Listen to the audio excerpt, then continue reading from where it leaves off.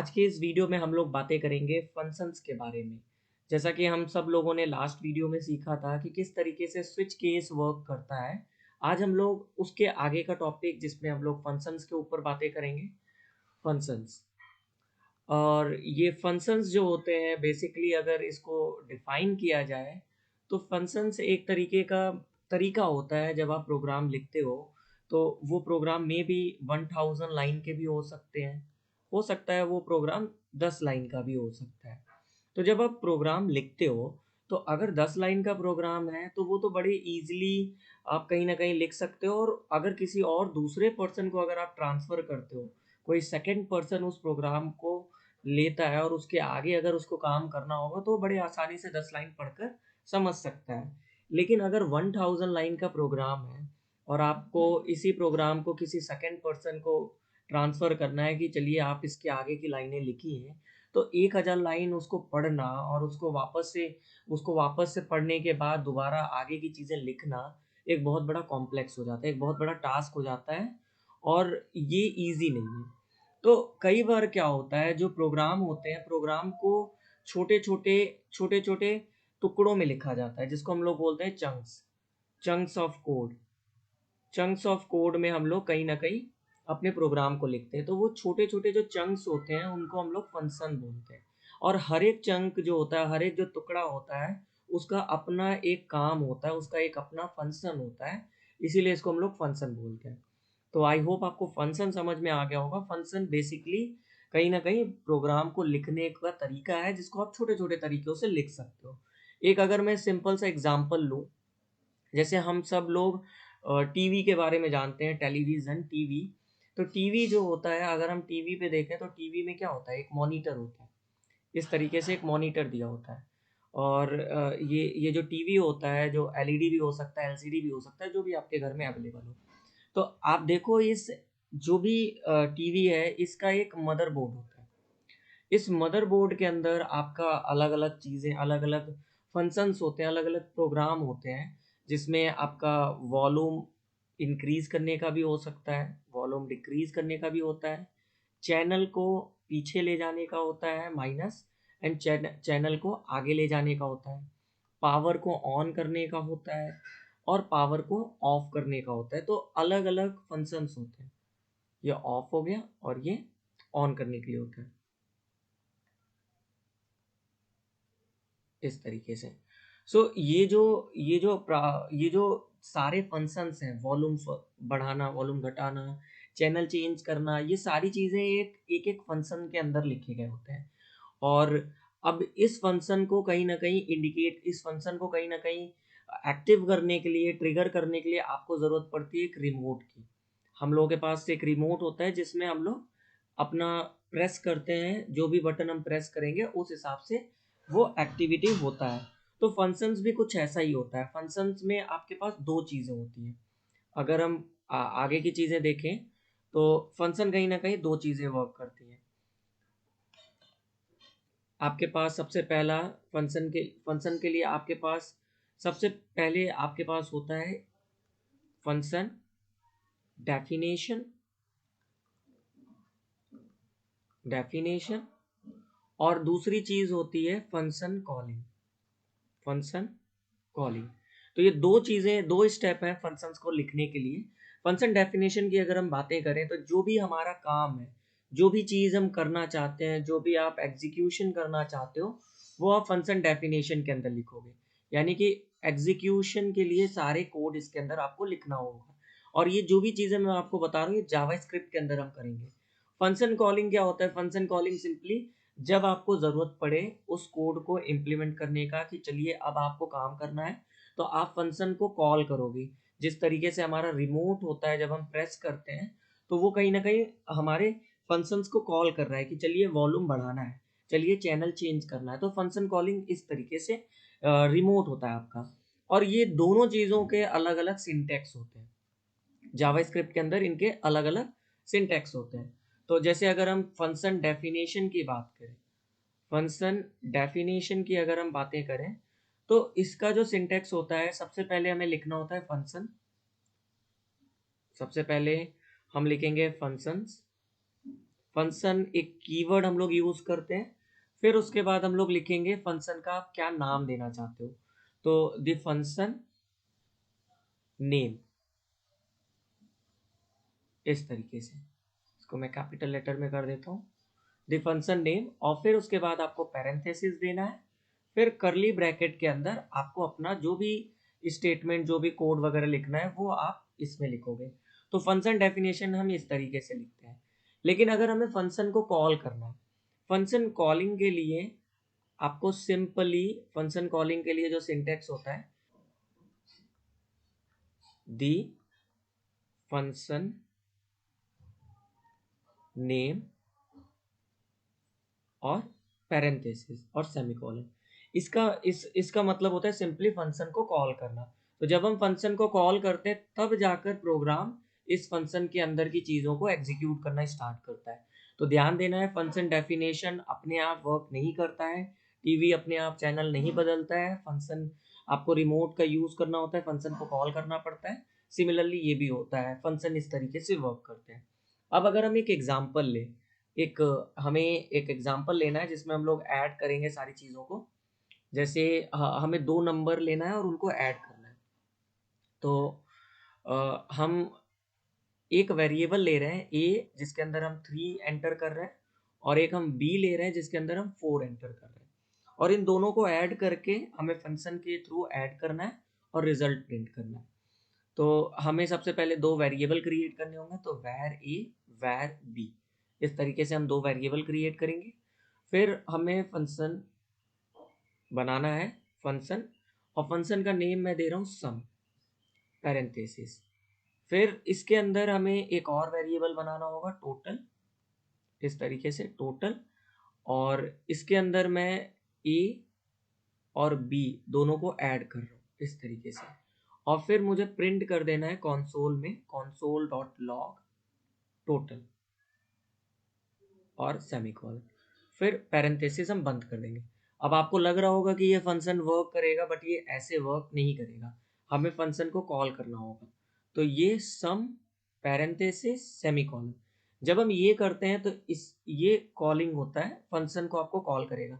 तो अगर हम प्रोग्राम समझें, प्रोग्राम रन कैसे करता है, अगर हम रन करने की बात करें तो वो कुछ इस तरीके से करेगा। सबसे पहले प्रोग्राम यहाँ पर आएगा, वेरिएबल ए जो कि असाइन हो गया, वेरिएबल बी जो असाइन हो गया, फिर वो फंक्शन के पास आएगा तो सही, बट इसको समझ में नहीं आएगा ये क्या है। तो ये इसको पूरा छोड़कर नीचे वाले लाइन में आ जाएगा यहाँ पर। तो यहाँ पर क्या है, सम पैरेंथेसिस, यानी कि फंक्शन को कॉल किया जा रहा है। अब इसको समझ में आ गया कि फंक्शन कॉल किया जा रहा है, तो यहाँ से हम वापस से इसके अंदर आ जाएंगे, और इसके अंदर आने के बाद आपका वेरिएबल एक मतलब ये total is equal to A plus B होगा, फिर प्रिंट आउट होगा। तो आई होप आपको ये प्रोग्राम समझ में आ गया होगा। अब हम इसको एग्जीक्यूट करके देखते हैं। यहाँ पर मैंने एक बेसिक स्केलेटन बना दिया है जो हम प्रैक्टिस करने के लिए बना रहे हैं।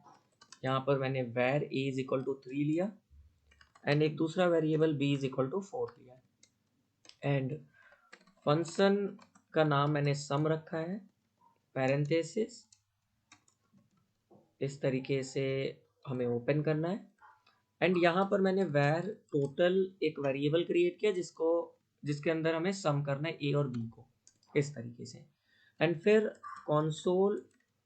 console डॉट लॉग टोटल को प्रिंट कर देना है, टोटल, ऐसे। सो ये सिंपल सा एक प्रोग्राम है, और इसके बाद हमें कॉल करना है, तो सम पैरेंथेसिस, ऐसे। अब जैसे इसको मैं सेव करके यहाँ पर रिफ्रेश करता हूँ, एंड कंसोल को ओपन करने के लिए कंट्रोल शिफ्ट आई प्रेस करेंगे, तो यहाँ पर हमारा 7 प्रिंट हो रहा है। अब अगर इसको चेंज करते हैं, अगर मैंने इसको यहाँ पर 89 रख दिया तो आंसर 92 आना चाहिए, और इसको रिफ्रेश किया मैंने तो 92 आ रहा है। सो फंक्शन इस तरीके से कहीं ना कहीं वर्क करता है। हमें एक चीज़ और समझना है, जब हम अगर ये फंक्शन को अगर हम देखें तो यहाँ पर जो हमारे पास 2 वेरिएबल हैं, सबसे पहला जो वेरिएबल है, ये जो फंक्शन के ब्रैकेट, ये जो ब्रैकेट है फंक्शन का जो ब्लॉक है, इसके बाहर जो वेरिएबल असाइन किए गए हैं, यानी कि ए और बी, ये वेरिएबल को हम लोग बोलते हैं, इनको हम लोग बोलते हैं ग्लोबल वेरिएबल। ग्लोबल वेरिएबल मतलब वो वेरिएबल जो फंक्शन के अंदर भी काम कर रहे हैं और फंक्शन के बाहर भी काम कर रहे हैं। मतलब ये सारे के सारे इंटायर प्रोग्राम में वर्क करेंगे, इंटायर प्रोग्राम में वर्क करेंगे। एंड जो फंक्शन के अंदर जो ब्रैकेट, जो इस करली ब्रैकेट के अंदर वेरिएबल क्रिएट किए गए यानी कि टोटल, ये टोटल वेरिएबल जो होता है ये लोकल वेरिएबल है, local to this sum function. इस फंक्शन के लिए ये लोकल है, यानी कि इस फंक्शन के अंदर तो ये वर्क करेगा, इस ब्रैकेट के अंदर वर्क करेगा, लेकिन बाहर इसका कोई वजूद नहीं है, बाहर ये काम नहीं करेगा। तो लोकल जो होते हैं ये केवल work only only into the bracket, braces, इस तरीके से। अगर हम टोटल, अगर हम इसको प्रैक्टिकली चेक करें, जैसे अगर मैंने इसी कंसोल को उठाकर, अगर मैं इस कंसोल को उठाकर यहाँ पर प्रिंट करने की कोशिश करता हूँ, जो कि टोटल अंदर लिखा गया है वो लोकल वेरिएबल है, अगर मैं इसको एग्जीक्यूट करूँगा तो ये एरर आ जाएगा, इस तरीके से एरर आ रहा है। सो लोकल और ग्लोबल वेरिएबल हमें समझना है। लोकल वेरिएबल हमेशा ब्रैकेट के अंदर ही वर्क करता है, हालांकि इसकी जो प्रेफरेंस होती है वो ज़्यादा होती है। जैसे कि अगर मैंने एक वेरिएबल और क्रिएट किया, जैसे वैर टोटल, एक और वेरिएबल मैंने क्रिएट किया और इसको मैंने 0 असाइन कर दिया, और ये जो टोटल है, दो दो वेरिएबल है, दोनों का सेम नाम है, टोटल यहाँ पर भी है, टोटल यहाँ पर भी है। तो टोटल जो है ऊपर जो है बाहर 0 है, लेकिन अंदर जो है वो कहीं ना कहीं हमें a प्लस बी का सम ले रहे हैं। लेकिन इस ब्रैकेट के अंदर जो टोटल, इस ब्रैकेट के अंदर जो टोटल वर्क करेगा वो इस वाले जो लोकल वेरिएबल है टोटल का वो एग्जीक्यूट करेगा, प्रेफरेंस इसको दिया जाएगा। तो आंसर 92 आना चाहिए, इस तरीके से 92 आ रहा है। लेकिन अगर यही यही चीज अगर मैंने बाहर प्रिंट किया, इस ब्रैकेट के बाहर प्रिंट किया, तो यहाँ पर जो टोटल प्रिंट होगा वो 0 होगा, यानी कि ग्लोबल वेरिएबल। तो इसका अगर हम रिजल्ट देखें तो एक हमारे पास 0 आ रहा है। अब देखो आप एक चीज समझ पा रहे हो कि पहले 0 प्रिंट हो रहा है, क्यों? क्योंकि मैंने फंक्शन, ये जो फंक्शन कॉलिंग है वो इसके बाद लिखा हुआ है। अगर इसको मैंने ऊपर कर दिया, अगर मैंने इसको ऊपर कर दिया तो फंक्शन फंक्शन कॉलिंग पहले कर दिया तो पहले 92 आएगा और बाद में 0 प्रिंट होगा, इस तरीके से। सो आपको ग्लोबल एंड लोकल वेरिएबल क्या होते हैं ये समझ में आ गए होंगे। अब हम लोग बातें करेंगे, अगर हम कोई एक्स्ट्रा इंफॉर्मेशन पास कर रहे हैं फंक्शन के अंदर। कई बार क्या होता है जब हम फंक्शंस के अंदर काम कर रहे हैं और हमें ज़रूरत होती है कुछ एक्स्ट्रा इंफॉर्मेशन की जो हम कॉलिंग के थ्रू पास कर पाएँ, तो इसको हम लोग कई बार एक्स्ट्रा इंफॉर्मेशन पास करते हैं और इसको कई बार हम लोग आर्ग्यूमेंट भी बोलते हैं। तो अगर टेक्निकल टर्म देखें तो टेक्निकल टर्म में इनको हम लोग बोलते हैं argument. This extra information is known as argument. And ये जो आर्ग्यूमेंट होता है ये कहीं ना कहीं आपका कोई भी चीज़ हो सकता है, आपका ये नंबर हो सकता है, आपका ये स्ट्रिंग हो सकते हैं, स्ट्रिंग यानी कि वर्ड्स हो सकते हैं, और आपका फ्लोट हो सकता है, कुछ भी हो सकता है, डिपेंड करता है आप क्या मतलब पास कर रहे हो। जावास्क्रिप्ट के अंदर हम लोग ये बातें कर रहे हैं। एंड अब अगर इसको हम एक सिंपल सा सिंटैक्स देखें, अगर हमें सिंटैक्स अगर देखना है कैसे ये वर्क करता है, तो सिमिलर है, सिमिलर जैसे हम पिछला एग्जांपल लिए थे, फंक्शन कीवर्ड यूज करना है, फंक्शन का नाम जैसे मैंने सम लिया है, और यहाँ पर हमें एक वेरिएबल देना होगा, जैसे कि मैं एक सी नाम का वेरिएबल दे रहा हूँ, और इसके अंदर मैंने मान लेते हैं console डॉट डॉट लॉग और सी को प्रिंट किया है, इस तरीके से। तो ये नॉर्मल सा फंक्शन डेफिनेशन हमने लिया है, और या इसको हम लोग बोलते हैं पैरामीटर, पैरामीटर। सो ये पैरामीटर हमें पास करना होगा जब हम कोई एक्स्ट्रा इंफॉर्मेशन दे रहे हैं। और फंक्शन कॉलिंग अगर मैं देखूं तो फंक्शन कॉलिंग में हमें फंक्शन का नाम लिखना है सम, और फिर इसके अंदर एक्स्ट्रा इंफॉर्मेशन, जैसे मैं हेलो दे रहा हूँ, हेलो, ये। तो ये वर्क कैसे करता है, ये जो है ये हमारा आर्ग्यूमेंट है, ये एक्स्ट्रा इंफॉर्मेशन है जिसको हम लोग आर्ग्यूमेंट बोलते हैं। तो ये आर्ग्यूमेंट जो है, ये इस ये आर्ग्यूमेंट इस पैरामीटर के पास जाता है, यानी कि इस सी इक्वल टू हेलो हो जाता है, और फिर ये यहाँ पर जाकर इस सी की जगह पर ये हेलो प्रिंट हो जाता है। तो यही रीज़न है कई बार जब हम लोग 1000 लाइन के प्रोग्राम करते हैं, तो अलग-अलग लोग जब उसको वर्क कर रहे हैं तो उनको पूरा प्रोग्राम नहीं देखना पड़ता है। क्योंकि उनको फंक्शन कॉल करना है और वो कॉलिंग में कुछ भी पास करें, तो पैरामीटर क्या होता है, पैरामीटर कुछ भी आप इसको दे रहे हो ये उसको ले लेता है। तो आपको ये देखना नहीं पड़ेगा कि प्रोग्राम में पहले कौन-सा वेरिएबल असाइन किया गया था, मुझे भी वही वेरिएबल बिल्कुल डिट्टो कॉपी करना होगा, ऐसा नहीं होता है। तो एक्स्ट्रा इन्फॉर्मेशन फंक्शंस में जब हम पास करते हैं, तो वो इस तरीके से दिखता है। अब इसी चीज़ को अगर हम लोग इसी चीज़ को अगर हम लोग देखें, अगर हमें 1 नहीं 2 वेरिएबल पास करने, तो वो कैसे होगा? तो सेम टू सेम हमें यूज़ करना है फंक्शन कीवर्ड, इसके बाद फंक्शन का नेम यूज़ करना है और यहाँ पर 2 पैरामीटर आपको यूज़ करने होंगे सी एंड डी, ये 2 पैरामीटर हैं। और इसके बाद फिर हम लोग यहाँ पर जैसे मैं सम का यूज़ कर रहा हूँ, where total C plus D, इस तरीके से, और console डॉट लॉग टोटल को मैंने प्रिंट कर दिया। एंड ये मैंने 2 पैरामीटर पास किए क्योंकि मुझे 2 इन्फॉर्मेशन फंक्शन को देनी है। और कॉलिंग के समय में मैं 2 इन्फॉर्मेशन इस तरीके से पास करूंगा, जैसे मैंने नंबर लिया है 3 एंड 4 ऐसे।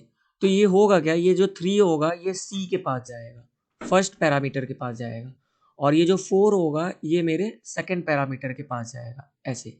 और यहाँ से ये सी इसकी जगह पर आएगा, यानी कि सी इज इक्वल टू 3 और यहाँ पे डी इज इक्वल टू 4।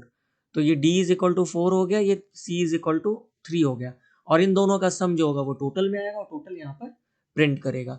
तो ये 2 इन्फॉर्मेशन को जब आपको पास करना होता है तो आप इस तरीके से हम लोग पास करते हैं। अब इसका मैं इन दोनों का एग्जाम्पल मैं यूज़ करने वाला हूँ एक प्रोग्राम बनाने में। मैं एक कैलकुलेटर बनाऊंगा जिसमें हम लोग सम भी करेंगे, डिवीजन भी करेंगे, सब्ट्रैक्शन भी करेंगे और मल्टीप्लिकेशन भी करेंगे। सो ये मैंने अपना नोटपैड प्लस प्लस ओपन कर लिया है। अब यहाँ पर मैंने एक सिंपल सा कैलकुलेटर हमें क्रिएट करना है। इस कैलकुलेटर के अंदर हमें सबसे पहले हमें यूज़ करना है, हमें 4 फंक्शन क्रिएट करने होंगे। एक फंक्शन होगा सम करने के लिए, एक फंक्शन सब्ट्रैक्शन करने के लिए, माइनस करने के लिए, एक डिवीजन करने के लिए और एक मल्टीप्लिकेशन करने के लिए। तो सबसे पहला फंक्शन हम लोग बनाते हैं फंक्शन, उसका नाम रखते हैं सम। और इसके अंदर अब सम के अंदर हम 2 पैरामीटर यूज़ कर रहे हैं। तो अभी के लिए मैं फर्स्ट नंबर और सेकंड नंबर ये यूज़ करते हैं। एंड इसके बाद हमें ब्रैकेट के अंदर अपना एग्जीक्यूशन करना है, जैसे मुझे where sum और sorry total is equal to first number plus second number, ये हो गया। और मुझे इसको प्रिंट करना है, तो console डॉट लॉग टोटल ऐसे। अब ये हमारा पहला फंक्शन क्रिएट हो चुका है। अब हमें 3 फंक्शन और क्रिएट करने हैं, तो मैं सिंपली इसको कॉपी कर रहा हूँ और 3 बार पेस्ट कर रहा हूँ इस तरीके से। अब दूसरे फंक्शन का मैं डायरेक्टली जो नेम है उसको चेंज कर देता हूँ सब्ट्रैक्ट, और यहाँ पर टोटल की जगह लिख देता हूँ माइनस। एंड माइनस को मुझे प्रिंट करना है माइनस, और यहाँ पर हमें दोनों को माइनस करना है, तो first number minus second number कर दिया मैंने इस तरीके से। अब हम बात करेंगे थर्ड फंक्शन के ऊपर। थर्ड फंक्शन में हमें मल्टीप्लाई करना है, तो मल्टीप्लाई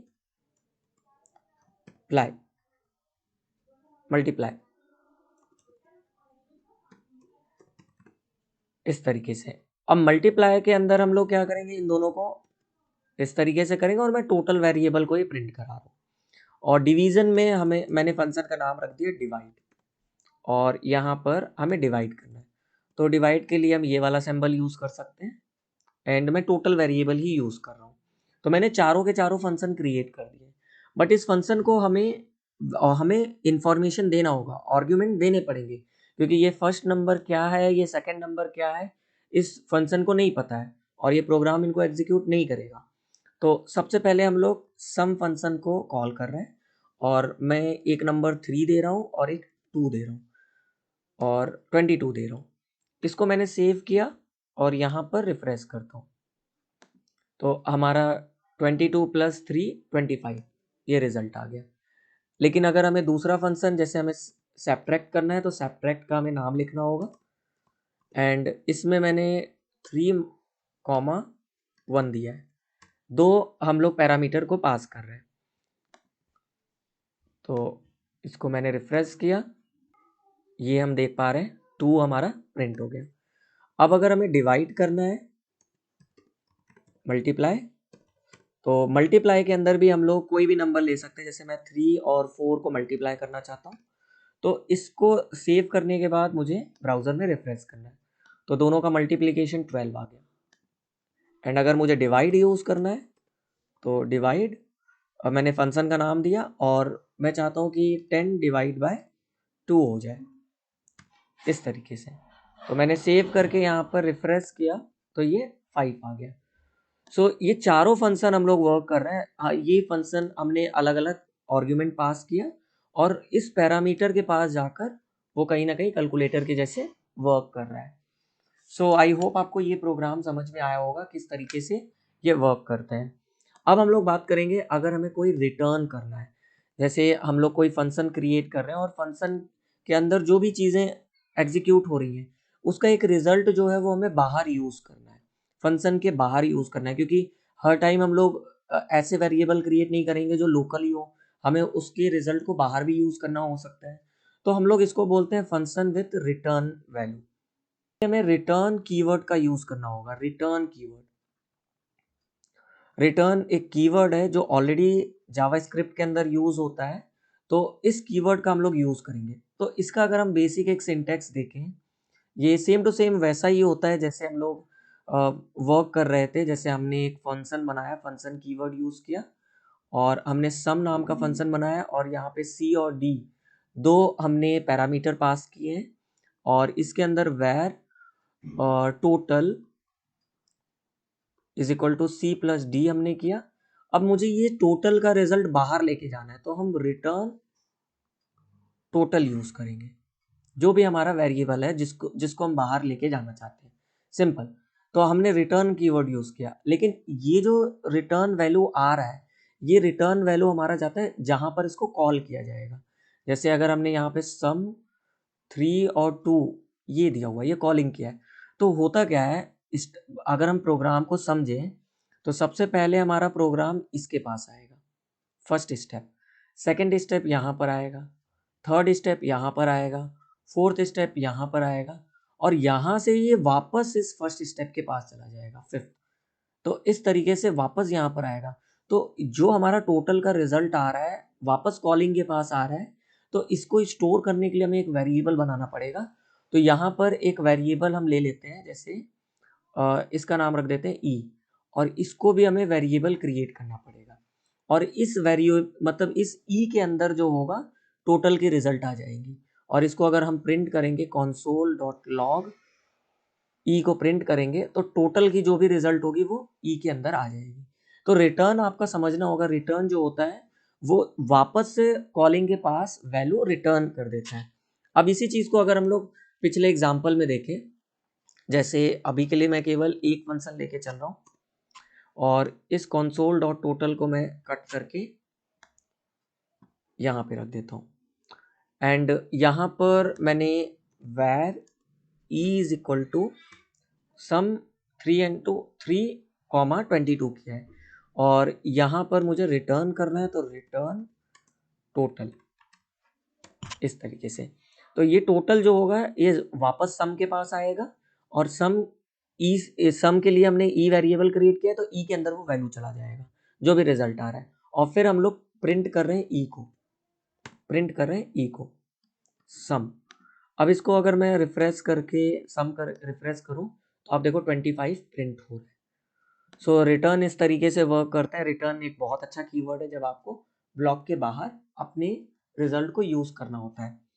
लास्ट में जो हमारा टॉपिक है, लास्ट में हम लोग बात करेंगे, एक छोटा सा टॉपिक है फंक्शन एक्सप्रेशन के ऊपर। फंक्शन एक्सप्रेशन बिल्कुल कई बार क्या होता है जब हम लोग फंक्शन क्रिएट करते हैं तो एक तो नॉर्मल तरीका मैंने बता दिया फंक्शन कीवर्ड यूज करके। एक बार हम लोग होते हैं, हम लोग फंक्शन को वेरिएबल के जैसे भी यूज कर सकते हैं। इसको हम लोग बोलते हैं फंक्शन एक्सप्रेशन। अगर इसका मैं सिंटेक्स आपको बताऊं, सो सिंपल है। हमने एक वैर यानी कि वैर यूज करना है, वेरिएबल। यहाँ पर हमें फंक्शन का नाम लिखना है, जैसे सम। मैं सम एक फंक्शन का नाम है। फिर इक्वल टू के बाद मैं फंक्शन कीवर्ड यूज करूंगा और यहाँ पर मैं अपने पैरामीटर पास करूंगा, जो भी पैरामीटर मैं लगा रहा हूँ। और इसके अंदर फिर मैं अपना जो भी एग्जीक्यूशन है वो करूंगा। और फिर जो भी हमारा कॉलिंग का तरीका है सम, यहाँ पर मैं अपने आर्ग्यूमेंट पास करूंगा, आर्ग्यूमेंट पास करूंगा। सो ये बिल्कुल सिमिलर फंक्शन के जैसा ही होता है, बस यहाँ पर हमने एक डायरेक्टली जो होता है हमने सम वेरिएबल दे दिया। तो जब सम के जैसे हमने एक वेरिएबल के जैसे क्रिएट किया। सो इस तरीके से भी आप अपने फंक्शन को क्रिएट कर सकते हो। कई बार मल्टीपल चॉइस क्वेश्चंस में आते हैं ये जावा स्क्रिप्ट के अंदर। ऐसे अगर आप किसी फंक्शन को क्रिएट कर रहे हो तो रिजल्ट आएगा कि नहीं आएगा, वो चीज़ें पूछी जाती हैं। तो ये भी तरीका सही है, और जो हम लोग पुराना तरीका यूज़ कर रहे थे वो भी तरीका हमारा सही है। So thank you all of you. I hope आपको ये वीडियो पसंद आई होगी और फंक्शन का जो कॉन्सेप्ट है वो क्लियर हो गया होगा जावा स्क्रिप्ट के अंदर। थैंक यू, मिलते हैं नेक्स्ट वीडियो में।